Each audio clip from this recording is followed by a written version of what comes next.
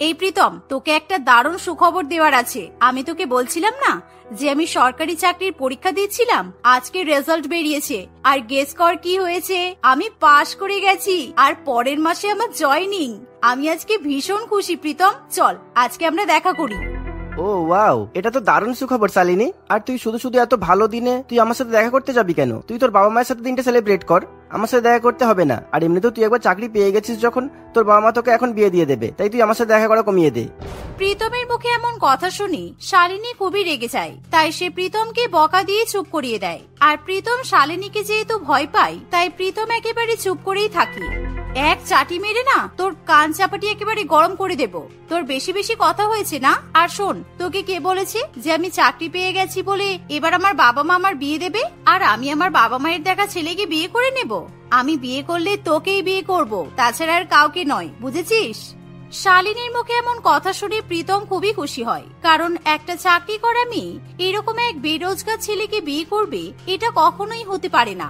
সমাজের লোকেরা এটা জানতে পারলে এমন সম্পর্ক কখনোই মেনে নেবে না। কিন্তু শালিনী ভীষণই জেদি প্রকৃতির মেয়ে ছিল, সে প্রীতমের কোনো কথাই শুনতে চায় না। তাই শালিনীকে তার বাবা মা হাজারবার বারণ করা সত্ত্বেও সে প্রীতমকেই বিয়ে করে।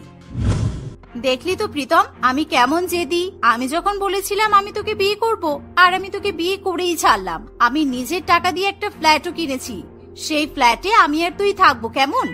তুই পারিসও বটে শালিনী। ও সরি, এখন তো তুমি করে বলতে হবে। আচ্ছা শালিনী, তুমি তো প্রত্যেকদিন অফিসে যাবে, তাহলে বিয়ের পর আমাকে রান্না করে খাওয়াবে কে? আর ঘর বাড়ির কাজই বা কে করবে? সকালবেলা উঠে রান্না করা, তারপর বাসন মাজা, ঘর মোছা, ওগুলো তো করতেই হবে। তুমি সময় পাবে কি করে? আর তার সাথে বাইরে অফিসের কাজ, তোমার উপর অনেক চাপ পড়ে যাবে তো। মানে তোমার মাথা স্ক্রু কি ঢিলা হয়ে গেছে? তুমি টাকা রোজগার করবে না আর বাড়িতে আমার ঘাড়ের উপর বসে বসে খাবে, সেটা হয় নাকি? আর আমি তোমার মতো বেরোজগার বরকে বিয়ে করলাম কিসের জন্য? আমি তোমাকে বিয়ে করেছি শুধুমাত্র একটাই কারণে, যে আমি অফিসে গিয়ে চাকরি করব, টাকা রোজগার করব, আর বাড়ির সব কাজ তুমি করবে। যেমন প্রত্যেকদিন রান্না করা, বাসন মাজা, ঘর মোছা, আমার জামা কাপড় পরিষ্কার করা, এইসব দায়িত্ব তোমার। শালিনীর এমন কথা শুনে প্রীতম একেবারে আকাশ থেকে পড়ে আর তার পুরুষত্ব মানসিকতায় আঘাত লাগে। কিন্তু তাতে তার কিছু করার থাকে না, কারণ প্রীতমের পকেটে এখন টাকা নেই। আর এখন সে হাড়ে হাড়ে বুঝতে পারে যে বেরোজগার হওয়া জ্বালা কাকে বলে। তার উপর তার আরো বেশি অপছন্দের বিষয় হলো শালিনী বাইরে চাকরি করে 50,000 টাকা মাহিনা নিয়ে আসে। আমি ভালো করেই বুঝতে পারছি এই মেয়ে আমাকে প্রেমের জালে ফাঁসিয়ে বিয়ে করে নিয়ে এসেছে, যাতে আমিও চাকর হয়ে থাকতে পারি। আর আমিও বোকার মতোই চাকরি করা মেয়েকে বিয়ে করে নিলাম। কি জানি আমার কপালে কি আছে। শালিনী ভালো করেই জানতো যে দেখে শুনে যদি ওকে বিয়ে করতে হয় তাহলে শ্বশুরবাড়ির কাজ ওকে সব করতে হবে। সেই জন্যই আমার মতো বোকা ভোলা ভালা ছেলে দেখে ছিপ ফেলে তুলে নিয়েছে। শালিনী এবং প্রীতম দুজনে একটা ফ্ল্যাটে থাকতে শুরু করে। দেখতে দেখতে সময় অতিবাহিত হতে থাকে আর ধীরে ধীরে সময়ের সঙ্গে সঙ্গে প্রীতম একেবারে বাড়ির চাকরে পরিণত হয়। প্রত্যেকদিন শালিনী সকালবেলা ঘুম থেকে উঠলে প্রীতম তাকে চা করে দেয় আর সে জলখাবারও রান্না করে তার বউকে টিফিন পর্যন্ত প্যাক করে দেয়। এই প্রীতম, আমি চললাম, আমার অফিসে মিটিং আছে। তুমি আজকে রাত্রিবেলা বেশ কষা কষা করে মটন আর ফ্রাইড রাইস রান্না করবে, কেমন? আর আমি আমার কটা কুর্তি বাথরুমে রেখে দিয়েছি, তুমি ওগুলো পরিষ্কার করে ধুয়ে মেলে দেবে। আচ্ছা ঠিক আছে, কিন্তু রাত্রেবেলা তুমি মটন আর ফ্রাইড রাইস খাবে? তার জন্য তো বাজারে গিয়ে মাংস কিনে নিয়ে আসতে হবে। টাকা দিয়ে যাও, আমি বাজার নিয়ে আসবো, তারপর যা যা রান্না বলবে সব করে দেবো। প্রীতমের এমন কথা শুনে শালিনী পার্স থেকে 2,000 টাকা বের করে দেয়, কিন্তু সে প্রীতমকে টাকা দিয়ে তাকে কথা শোনানো ছাড়ে না। এই যে, কালকে কিন্তু বাসনে এঁটো লেগেছিল, তুমি আজকে ভালো করে বাসন ধুয়ে তারপর কিন্তু রান্না বসাবে, কারণ এঁটো বাসনে রান্না করা একদম ঠিক নয়। ঠিক আছে মহারানী, তাই হবে। তুমি দিন দিন কিরকম মালকিনের মতো কথা বলছো, আর আমাকে একবারে চাকর বানিয়ে দিয়েছো। কি আর করবো, টাকা রোজগার তো করি না, তোমার কথা তো শুনতেই হবে। যাও, তুমি সাবধানে অফিস থেকে কাজ করে ফিরে এসো। আরে বাবা, আমি তোমাকে ওরকম ভাবে কথা শোনাতে চাইনি। তুমি সব কথা ধরো কেন বলো তো? তুমি যে বাড়ির কাজ করছো সেটা তো নিজের বউয়ের খাতিরেই করছো, অন্য কোনো মহিলার জন্য তো করছো না। আর এই কাজগুলো যদি আমি করতাম তখন তুমি আমাকে এরকম ভাবে কথা বলতে পারতে? এই বলে শালিনী অফিসের জন্য বেরিয়ে যায়। আর তারা যে অ্যাপার্টমেন্টে থাকে সেখানে চারিদিকে রটে যায় যে রোজগারি বউ তার বেরোজগার স্বামীকে নিজের বাড়ির চাকর বানিয়ে রেখেছে। আর চারিদিকে মহিলারা তা নিয়ে সমালোচনা শুরু করে। অন্যদিকে শালিনী অফিসে চলে গেলে প্রীতম তখন বাজার করতে চলে যায় আর সে মহিলাদের মতো একদম দাম দর করে বাজার করে নিয়ে আসে। ওই দেখো, তোমাকে বলেছিলাম না আমাদের পাশের ফ্ল্যাটে একটা বউ ওর বরকে নিয়ে থাকে। ওই যে ওটা হলো বর, ওর বউ নাকি খুব ভালো চাকরি করে, সেই জন্য বর একেবারে মেয়ে ছেলেদের মতো বাড়িতে চাকর হয়ে বসে আছে। কারণ ওর বর তো কোনো রোজগার করে না, বউয়ের টাকায় বসে বসে খায়, বউয়ের জামা কাপড় পরিষ্কার করে, আবার বাড়ির কাজ বাজও করে। উফ মালতী, তোমাকে কতবার বারণ করেছি এরকম পাশের ফ্ল্যাটে উঁকি ঝুঁকি মারবে না, আর ওইরকম নিজের বান্ধবীদের সাথে যেমন পিএনপিসি করো সেরকম আমার সাথে করবে না। কিন্তু তুমি তো আমার কোনো কথাই শুনতে চাও না। আর এখন একটা অন্য মহিলা তার স্বামীর নামে আমার কাছে পরনিন্দা পরচর্চা করছে, এদিকে বাড়ির সব কাজবাজ পড়ে আছে। এই তুমি চুপ করো তো, এই ছেলেটাকে দেখে শেখো। ও বর আর তুমিও বর, কিন্তু ও দেখো বউয়ের হয়ে কত কাজ করে, আর তুমি সবসময় আমাকে চাকরের মতো খাটাও।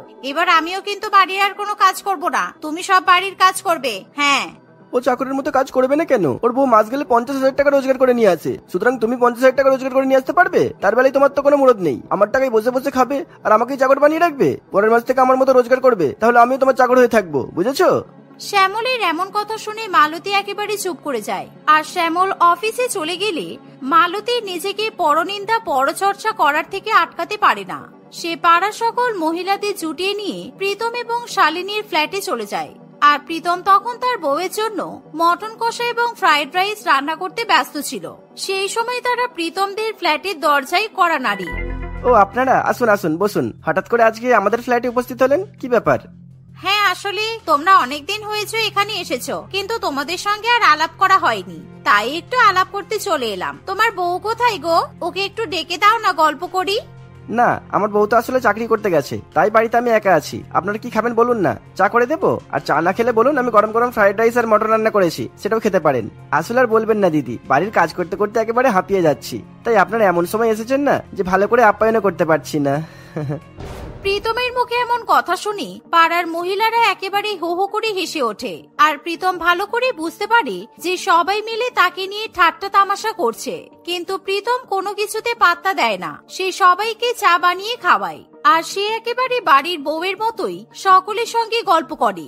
এমন সময় সন্ধ্যা হয়ে এলে শালিনীও অফিস থেকে বাড়িতে ফিরে আসে, আর সে দেখে যে তার বর পাড়ার মহিলাদের সঙ্গে বসে গল্প করছে। আর এই দেখে শালিনীর একটু হিংসা হয়।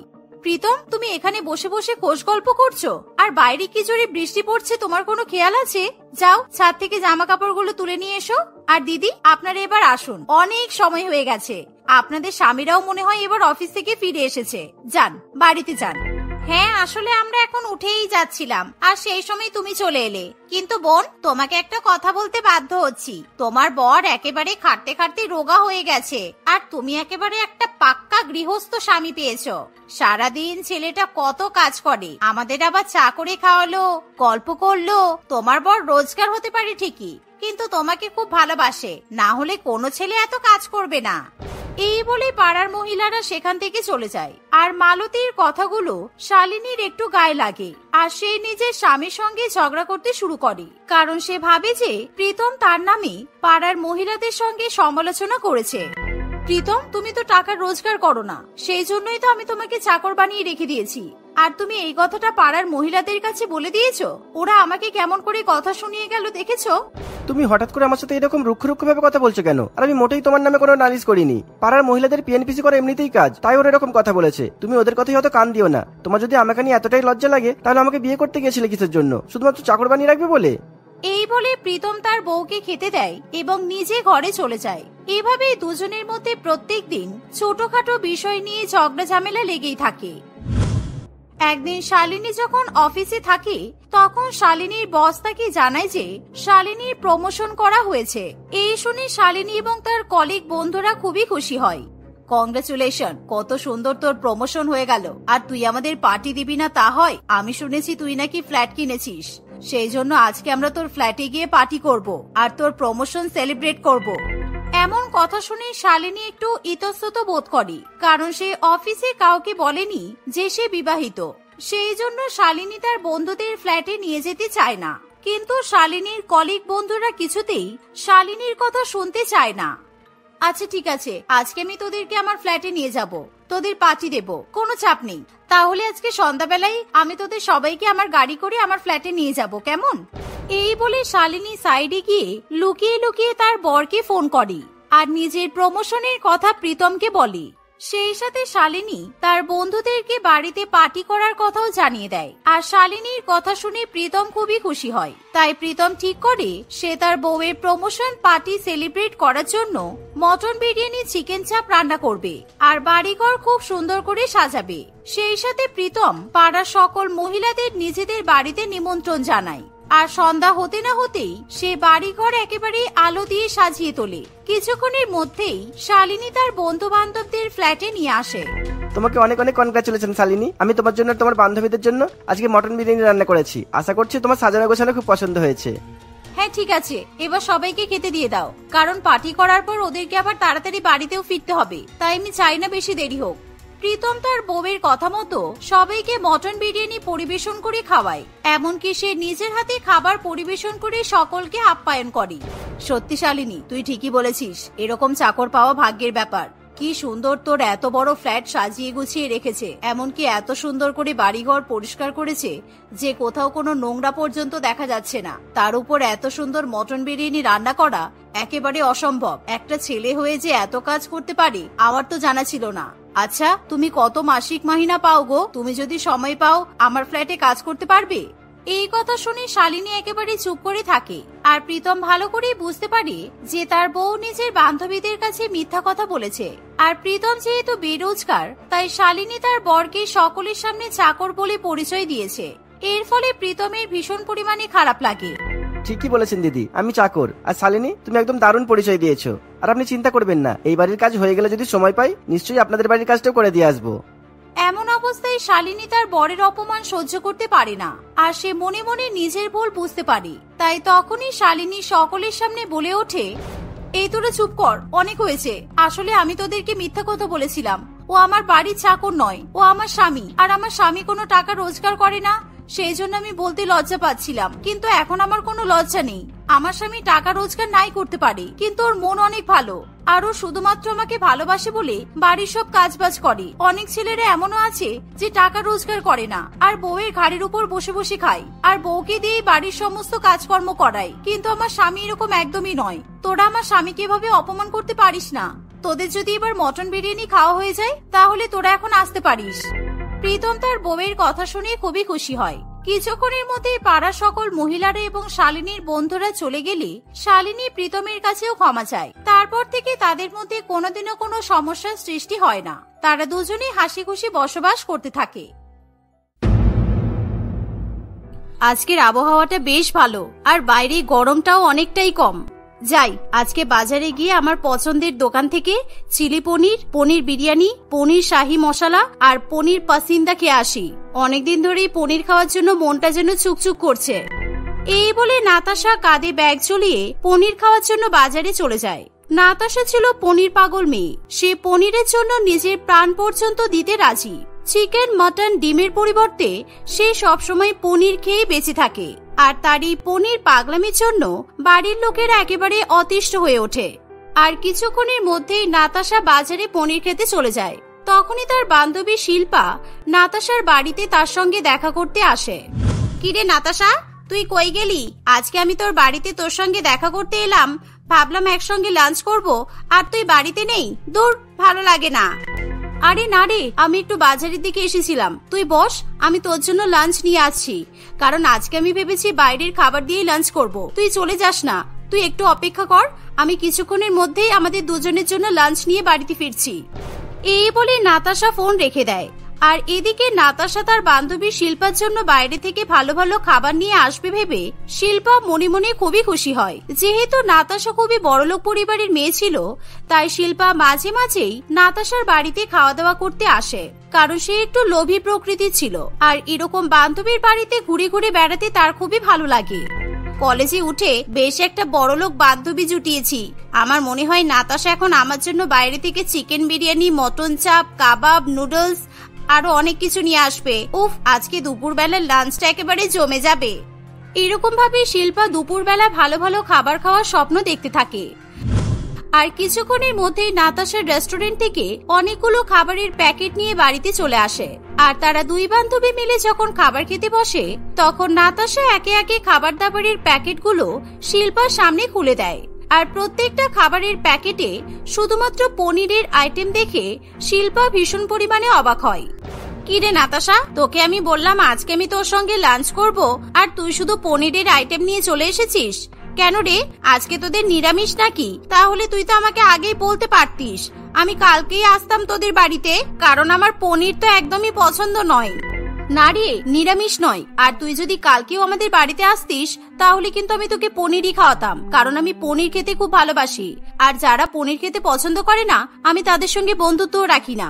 তুই যদি পনির পছন্দ না করিস তাহলে তুই আমার বন্ধু হোস না প্লিজ। বাবা, তুই এত বড়লোকের মেয়ে হয়ে শুধুমাত্র পনির খাস? খাওয়া দাওয়ার ক্ষেত্রে ভালোই তো কিপটামি করতে পারিস দেখছি। আমি মধ্যবিত্ত পরিবারের মেয়ে হয়েও প্রত্যেকদিন চিকেন মটন ছাড়া খাই না, আর এসব পনির টনির তো ভিখারিদের খাবার। কি, তুই পনির খাবারকে ভিখারিদের খাবার বললি? তোর এত বড় সাহস! এক্ষুনি আমার বাড়ি থেকে বেরিয়ে যা বলছি। আর আমি ভালো করে বুঝতে পারছি তুই চিকেন মাটন খাবার লোভে আমার টাকা দেখে আমার সঙ্গে বন্ধুত্ব করেছিস। তুই যখন পনির খাবি না তাহলে আমার বাড়িতে বসে থেকে তো কোনো লাভ নেই। যা যা, এখনই বেরিয়ে যা। পনির পছন্দ করি না বলে এরকম অপমান করবি তো? ঠিক আছে, তোর সঙ্গে আমি আর কখনো কথা বলবো না। এই বলে শিল্পা নাতাশাদের বাড়ি থেকে চলে যায়।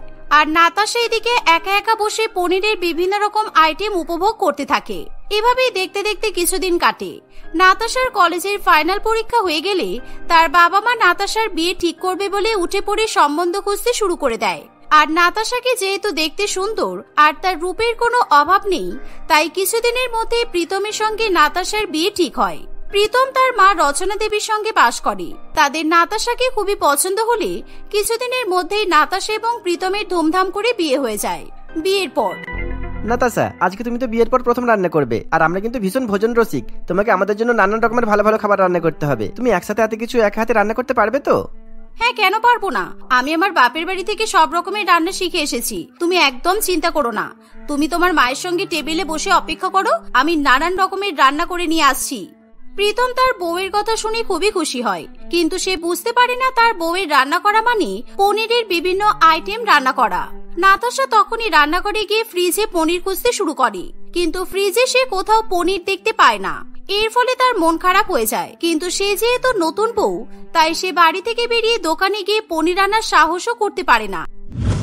ঠিক সেই সময় রচনা দেবীর প্রতিবেশী স্বপন বাবু তাদের বাড়িতে চলে আসে। কি ব্যাপার স্বপন বাবু, আজকে দুপুরবেলা আমাদের বাড়িতে কি মনে করে? পরিবারের সবাই ভালো আছে তো? হ্যাঁ, আমাদের পরিবারে সবাই ভালো আছে। শুনলাম আপনার ছেলে বিয়ে করে বাড়িতে নতুন বউ নিয়ে এসেছে, তাই আমি যেহেতু বাইরে ছিলাম বলে বিয়েতে আসতে পারিনি, সেই জন্যই ভাবলাম আপনাদের সাথে একটু দেখা করে যাই। আর তার সাথে আমি নতুন ব্যবসাও শুরু করেছি, সেই ব্যাপারে আপনাদের জানাতে এসেছি আর কি। তুমি আমার এই বুড়ো বয়সে কিসের ব্যবসা শুরু করলে স্বপন কাকা? সত্যি তুমি পারো বটে। যদি কাদার মধ্যেও তোমার টাকা পড়ে থাকে তাহলে তুমি সেই টাকা নিশ্চয়ই খুঁজে বের করে নেবে। আর টাকা রোজগারের জন্য এই বয়সে ব্যবসা করতে ছাড়লে না, বলো? কি যে বলিস না প্রীতম, শোন, আমি পনিরের ব্যবসা শুরু করেছি, আর একেবারে শুদ্ধ দুধের ক্রিম দিয়ে তৈরি পনির। আর এই যে এই ব্যাগে করে তোদের জন্য 5 কেজি পনিরও নিয়ে এসেছি। আর প্রথম ব্যবসা শুরু করেছি বলে প্রতি কেজি 50 টাকায় বিক্রি করছি। তাই তোরা কি পনির কিনবি? স্বপন বাবুর এই কথা রান্নাঘরে দাঁড়িয়ে থাকা নাতাশার কানে গিয়ে পৌঁছায়। আর নাতাশা কিছুতেই নিজের লোভ সামলাতে পারে না। সে তাড়াতাড়ি করে রান্নাঘরের বাইরে বেরিয়ে আসে। আর শাশুড়ি মেয়ে এবং স্বামীকে কিছু না বলেই সে স্বপন বাবুর কাছ থেকে 5 কেজি পনির কেনার জন্য রাজি হয়ে যায়। কাকু, আপনি পনিরের ব্যবসা করছেন? দারুণ ব্যবসা, দারুণ। আমি ভাবতেই পারিনি শ্বশুর বাড়িতে এসে এরকম বাড়ির পাশে এরকম পনিরের ব্যবসা পেয়ে যাব। আমার শাশুড়ি মা স্বামীকে কিছু জিজ্ঞাসা করতে হবে না। আপনি আমাকে 5 কেজি পনির দিয়ে দিন, আমি পনির খেতে খুব ভালোবাসি। নাতাশার এমন কথা শুনে স্বপন বাবু খুবই খুশি হয়। আর নাতাশা তার কাছ থেকে সব পনির কিনে নেয়। কিন্তু এই বিষয়টা তার স্বামী কিংবা শাশুড়ি মা কেউ ভালো চোখে দেখে না। অন্যদিকে স্বপন বাবু কড়কড়ে টাকার নোট নিয়ে হাসতে হাসতে সেখান থেকে চলে যায়। আর এবার শাশুড়ি মেয়ে এবং স্বামী দুজনে মিলে নাতাশাকে বকাবকি করতে শুরু করে দেয়। আচ্ছা বৌমা, তুমি এরকম পনির কেনার জন্য স্বপন বাবুর ঘাড়ে একেবারে ঝাঁপিয়ে পড়েছিলে কেন? আমাদের বাড়ির সম্মানটা কোথায় গেল বলো তো? আর তোমাকে বলে দেওয়া ভালো যে আমরা কেউ কিন্তু পনির খাওয়া পছন্দ করি না, কারণ আমার ছেলে আর আমার দুজনেরই কিন্তু পনিরে অ্যালার্জি আছে। তাই তুমি ভুলেও পনির রান্না করবে না। আর এসব পনির তুমি এখনই ফেলে দাও। আপনাদের পনিরে অ্যালার্জি আছে? আপনারা কি পাগল? কিন্তু বিয়ের আগে আমি যে আপনার ছেলের বায়োডাটাতে দেখলাম আপনার ছেলে নাকি ভীষণ ভোজন রসিক, আর আপনি আর আপনার ছেলে বিভিন্ন রকমের খাবার খেতে পছন্দ করেন। তাহলে সেখানে তো কোথাও উল্লেখ করা ছিল না যে আপনাদের পনিরে অ্যালার্জি আছে। আমি যদি এটা আগে জানতাম তাহলে আমি সত্যি প্রীতমকে বিয়ে করতাম না। আসলে আমরা পনিরকে খাওয়া দাওয়ার মধ্যে ধরি না, তাই জন্য তোমাকে আর কিছু বলিনি। তাই এখন যখন জেনে গেছো, তাই ভুলেও কিন্তু পনির রান্না করবে না বলে দিলাম। শাশুড়ি মা এবং স্বামীর কোনো কথা নাতাশা কানে নেয় না। সে রান্নাঘরে গিয়ে নিজের মতো করে পনিরের পকোড়া, পনিরের ঝোল, পনির বিরিয়ানি ইত্যাদি রান্না করে ফেলে। কিন্তু সে তার শাশুড়ি মা এবং স্বামীর জন্য কোনো কিছুই রান্না করে না। নতুন বউ নিজে রান্না করা পনিরের আইটেম একা একা নিজেই খেয়ে ফেলে। এভাবেই প্রত্যেকদিন নাতাশা পনির খায়, আর তার পনির পাগলামি দেখে শাশুড়ি মা এবং স্বামী দুজনেই অতিষ্ঠ হয়ে ওঠে। দেখতে দেখতে আরো কিছুদিন কাটে। একদিন, কি ফ্রিজে রাখা সব পনিরগুলো এরকম কেটে গেছে কেন? আমি কালকেই তো স্বপন বাবুর কাছ থেকে 10 কেজি পনির এনে ফ্রিজে রেখেছিলাম, আর সারা রাত ফ্রিজটা চালিয়েও রেখেছিলাম, তারপরও পনিরগুলো কেটে গেল কি করে? এই বলে নাতাশা ফ্রিজের পেছনে উকি মেরে দেখে যে ফ্রিজের মেন সুইচ বন্ধ করা। এই দেখে নাতাশা প্রচন্ড পরিমাণে রেগে যায়, আর সে চিৎকার চেঁচামেচি করে একেবারে বাড়ি মাথায় তোলে। তার চিৎকার চেঁচামেচির আওয়াজ শুনে রচনা দেবী তৎক্ষণাৎ সেখানে ছুটে আসে। মা, আপনি নিশ্চয়ই ইচ্ছে করে কালকে রাত্রিবেলা ফ্রিজ বন্ধ করে দিয়েছিলেন, তাই তো? যাতে আমার ফ্রিজে রাখা পনিরগুলো একেবারে নষ্ট হয়ে যায় আর আমি পনির খেতে না পারি। শোনো, কালকে টিভিতে বারবার দেখাচ্ছিল যে ভীষণ পরিমাণে ঝড় উঠতে পারে, সেই জন্য আমি ফ্রিজ বন্ধ করে দিয়েছিলাম। তাতে তোমার পনির নষ্ট হয়ে গেলে আমার কিছু করার নেই, কারণ তোমার পনির ভালো রাখার জন্য আমি আমার 20,000 টাকা দামি ফ্রিজটা তো নষ্ট করতে পারবো না। আমি ভালো করে আপনার বদমাইশি বুদ্ধি বুঝতে পারছি। আমি যাতে পনির খেতে না পারি তাই আপনি এরকম ফ্রিজ বন্ধ করে রাখার ফোন দিয়ে এঁটেছেন। আর কোনোদিনও যদি আপনি ভুলেও ফ্রিজ বন্ধ করার চেষ্টা করেছেন, আমার থেকে খারাপ কেউ হবে না। আপনি কি ভেবেছেন আমার পনির নষ্ট হয়ে গেলে আমি পনির খাওয়া ছেড়ে দেব? কোনো মতেই না। এই বলে নাতাশা সেই কেটে যাওয়া, নষ্ট হয়ে যাওয়া পনির দিয়েই পনিরের তরকারি রান্না করে, আর সেই পচা পনির এবং পরোটা খেয়ে ফেলে। রচনা দেবী এবং প্রীতম তার এরকম পনির পাগলামি দেখে প্রচন্ড পরিমাণে অবাক হয়। ফলে তার স্বামী এবং শাশুড়ি মা তখন ফ্রিজ থেকে বেঁচে থাকা কাঁচা পনির ফেলে দিতে যায়, কিন্তু সেই সময় নাতাশা সেই পচে যাওয়া কাঁচা পনির কামড়ে কামড়ে খেয়ে নেয়। মা, তোমার বৌমার মনে হয় মাথার সমস্যা হয়ে গেছে। তা না হলে এরকম পচে যাওয়া পনির কেউ কখনো কাঁচা খেতে পারে না। ওকে পাগলের ডাক্তার দেখাতে হবে, পনির পাগলের ডাক্তার। দেখতে দেখতে আরো 2-1 দিন কাটে। এখন যেহেতু বৈশাখ মাস, তাই টিভিতে বারবার দেখাতে শুরু করে যে শহরে কালবৈশাখী ঝড় আছড়ে পড়তে পারে, আর সেই কারণে সমস্ত দোকানে নির্দেশ দেওয়া হয় যাতে বেলা 2টোর মধ্যে সমস্ত দোকানপত্র বন্ধ করে দেওয়া হয়। আর এই খবর দেখা মাত্রই নাতাশা পনির কেনার জন্য পাগল হয়ে ওঠে। সে বাড়িতে কাউকে কিছু না বলেই প্রথমে স্বপন বাবুর কাছে পনির কিনতে চলে যায়। কিন্তু এ বাবা, বৌমা, তুমি আমাকে আগে ফোন করবে তো যে তোমার পনির দরকার। কেননা ঝড় আসবে বলে আমি তো সব পনির তাড়াতাড়ি করে বিক্রি করে ফেলেছি, তাই আজকে আমি তোমাকে আর পনির দিতে পারবো না। তুমি বরং সামনের মিষ্টির দোকানে যাও, ওই দোকানেও কিন্তু ফ্রেশ পনির পেয়ে যাবে। আর সাবধানে যাও কিন্তু, কেননা কিছুক্ষণের মধ্যেই ঝড় উঠবে। কাকু, আপনি তো ভালো করে জানেন আমি প্রত্যেকদিন আপনার কাছ থেকে পনির কিনি, তবু আজকে আপনি সব পনির বিক্রি করে ফেললেন। ঠিক আছে, তাহলে আপনার কথা মতো আমি সামনের মিষ্টির দোকান থেকে পনির নিয়ে নিচ্ছি। এই বলে নাতাশা সামনের মিষ্টির দোকানে চলে যায়, আর মিষ্টির দোকানের আলো বন্ধ দেখেও নাতাশা সেই দোকানের মধ্যে ঢুকে পড়ে আর দোকানদারকে খুঁজতে শুরু করে। তখনই মিষ্টির দোকানে শোকেসের মধ্যে রাখা বিভিন্ন রকমের ক্রিম পনির দেখে নাতাশা নিজের লোভ সামলাতে পারে না, তাই সে শোকেসের ভেতরে ঢুকে চুপি চুপি পনির খেতে শুরু করে দেয়। আর এই সময় বাইরে ভীষণ পরিমাণে ঝড় ওঠে। যাক, দোকানে সব আলো বন্ধ করে দিয়েছি, আর এখন গিয়ে দোকানটা বন্ধ করে চলে আসি। কেননা ঝড় তো ভালোই উঠেছে, মনে হয় না কোনো কাস্টমার কোনো কিছু কিনতে আসবে বলে। আর যে সমস্ত পনিরগুলো বেঁচে আছে ওগুলো না হয় কালকেই বিক্রি করে দেবো।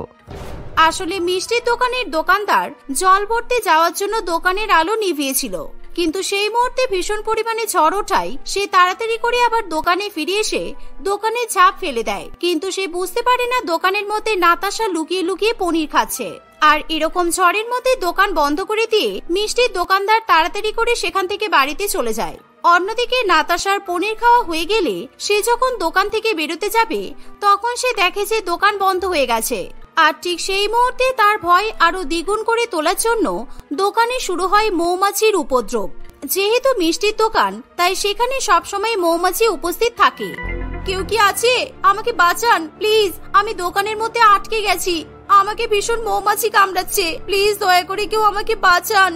কেউ আছেন? কেউ কি আমার গলা শুনতে পাচ্ছেন? বাইরে ঝড় ওঠায় নাতাশার গলা কেউ শুনতে পায় না। আর অন্যদিকে নাতাশার স্বামী এবং শাশুড়ি মা তাকে খুঁজতে খুঁজতে একেবারে পাগল হয়ে ওঠে, এমনকি তারা পুলিশে পর্যন্ত কমপ্লেন করে। অন্যদিকে মৌমাছির কামড় খাওয়ার ফলে নাতাশার সারা শরীর ফুলে লাল হয়ে ওঠে, আর সে অচেতন অবস্থায় মিষ্টির দোকানের মধ্যেই পড়ে থাকে। বিকেল বেলা যখন ঝড় থেমে যায় তখন মিষ্টির দোকানদার দোকান খুলে নাতাশাকে সেখানে পড়ে থাকতে দেখে প্রচন্ড পরিমাণে অবাক হয়। আর সে তখনই পুলিশকে জানিয়ে নাতাশাকে সামনের নার্সিং হোমে ভর্তি করে। হ্যালো মিস্টার প্রীতম বাবু, আপনার বউকে খুঁজে পাওয়া গেছে। ওনাকে আমরা সামনের নার্সিং হোমে ভর্তি করে দিয়েছি, তাই আপনারা নার্সিং হোমে চলে আসুন। আসলে আপনার বউ মিষ্টির দোকানে সারা দুপুরবেলা ঝড়ের মধ্যে বন্ধ হয়ে পড়েছিল আর তাকে অনেক বলতা কামড়ে নিয়েছে। পুলিশের এরকম কথা শুনে প্রীতম খুবই ভয় পেয়ে যায় আর সে তার মায়ের সঙ্গে নার্সিং হোমে গিয়ে পৌঁছায়। সেখানে ডাক্তারবাবু নাতাশার চিকিৎসা করে তাকে মোটামুটি সুস্থ করে তোলে। নাতাশা তখন কাঁদতে কাঁদতে সকলের সামনে সত্যি ঘটনা স্বীকার করে। আমাকে ক্ষমা করে দাও তোমরা, আমি আর কোনোদিনও পনির পাগলামি করব না, কারণ আজকে পনির খেতে গিয়ে আমি বিভীষিকার মতো মৌমাছির কামড় খেয়েছি। আমি এরকম মৌমাছির কামড় জীবনে ভুলবো না, আমি আর কোনোদিনও পনিরও খাবো না। এরকম মিষ্টির দোকানে ঢুকে পনির চুরি করে পনির খাওয়ার ফলে মৌমাছির কামড় খেয়ে নাতাশার একেবারে শিক্ষা হয়ে যায়, তাই সে আর কোনোদিনও পনির খাওয়ার নাম করে না। আর প্রীতম এবং রচনা দেবী বৌমার এরকম পনির পাগলামির হাত থেকে রেহাই পায়। তারপর থেকে তারা সকলে মিলে হাসি খুশি জীবনযাপন করতে থাকে।